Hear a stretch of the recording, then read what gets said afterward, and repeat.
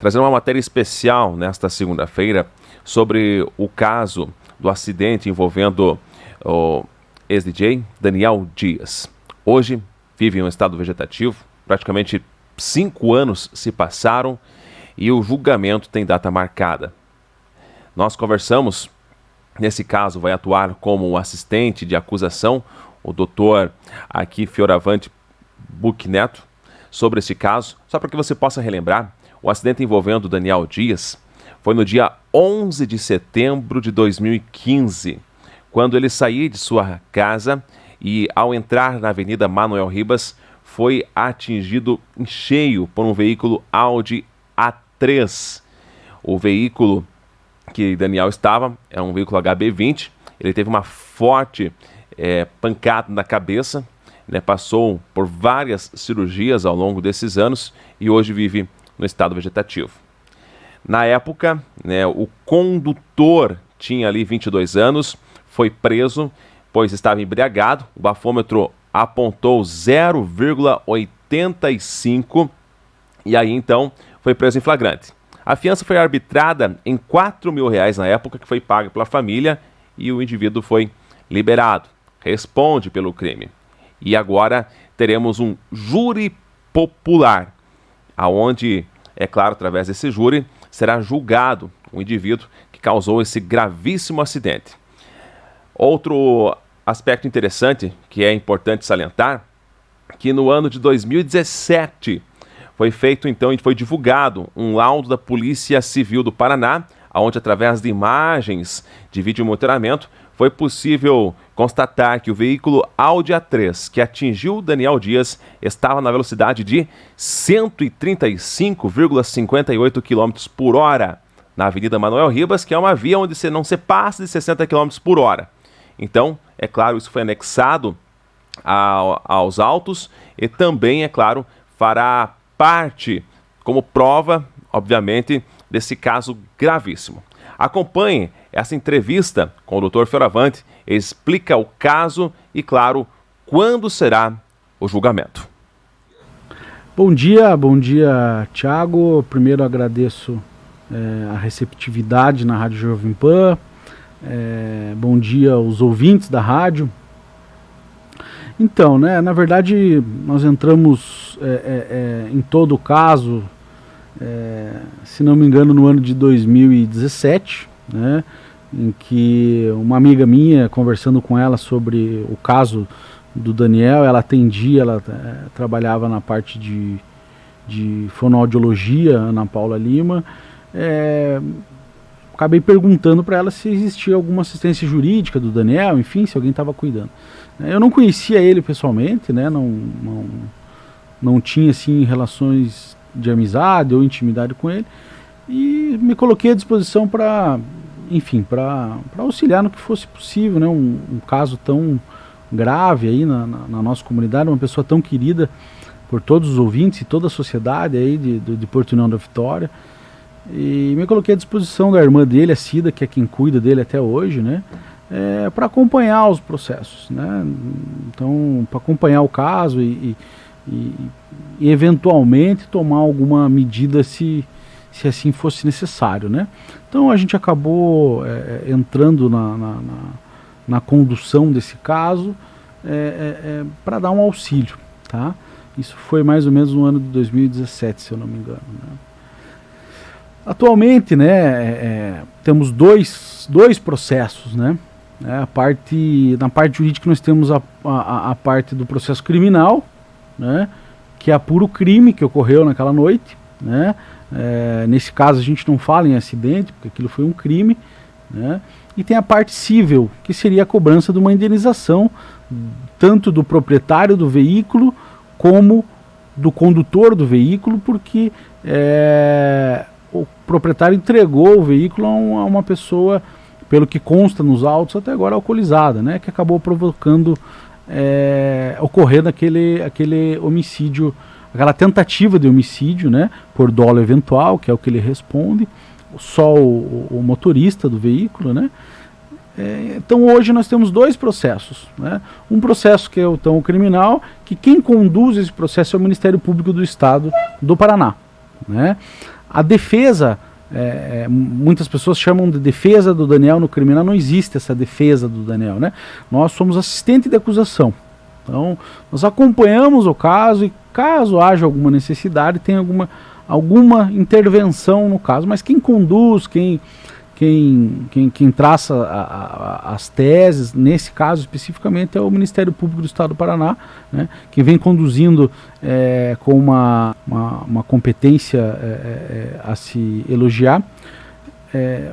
O prazo é relativamente curto para um processo de tribunal do júri, se o processo vai ser julgado pelo júri popular, né. Nós temos um caso muito conhecido no estado do Paraná aí, que ficou conhecido nacionalmente, que demorou quase 10 anos para ir a júri popular, e esse caso do Daniel está indo a 5. A gente sabe que para a dor da família e para a sociedade é um período muito longo, né, aguardar 5 anos para ter aí um julgamento da pessoa que cometeu aquele crime, mesmo que com dolo eventual.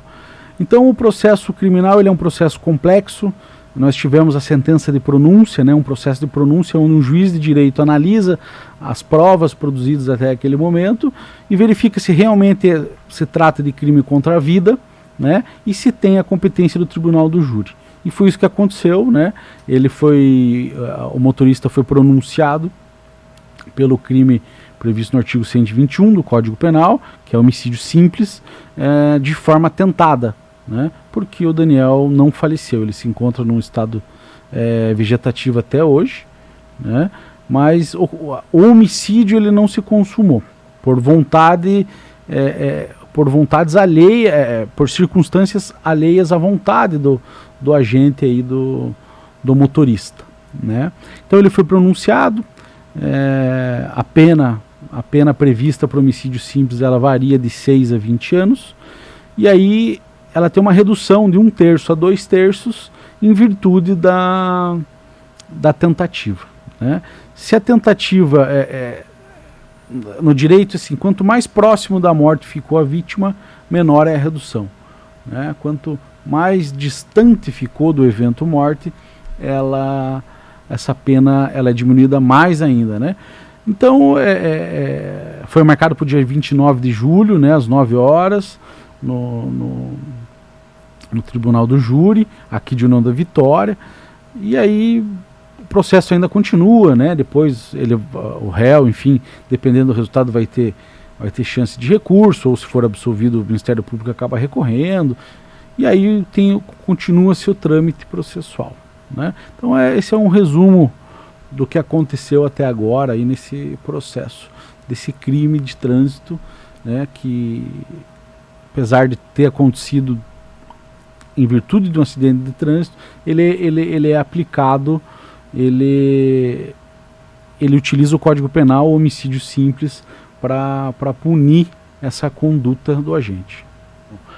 O júri popular são pessoas da sociedade, né, em que existe um sorteio, todo um procedimento previsto no Código de Processo Penal, onde o juiz de competência, que tem a competência do Tribunal do Júri, sorteia esses jurados da comunidade, e são essas pessoas que vão dar o veredito final, né? Então, no dia do Tribunal do Júri, são ouvidas as testemunhas novamente do caso, são lidas algumas peças do processo que foram produzidas, por exemplo, a perícia que foi feita no exame de corpo de delito no próprio Daniel,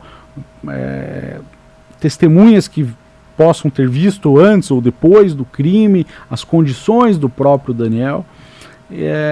Depois a acusação fala, né, o Ministério Público vai colocar todos os argumentos dele, demonstrar as provas de que aquele evento danoso foi em decorrência de um crime de homicídio baseado no dolo eventual, né?